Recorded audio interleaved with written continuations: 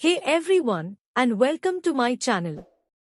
If you're new to my channel, be sure to subscribe so you don't miss any of my latest videos.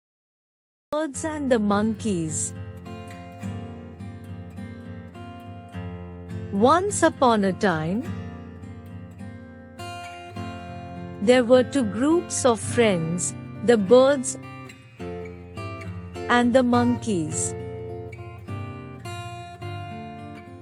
They lived in the same forest, but they didn't get along very well. The monkeys were always trying to steal the birds' food,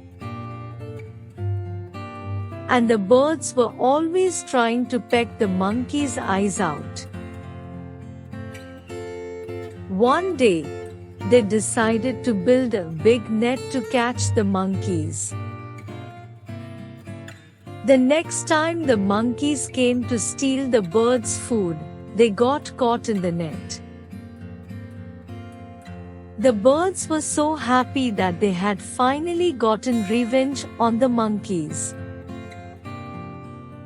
The monkeys learned their lesson and never stole the birds' food again.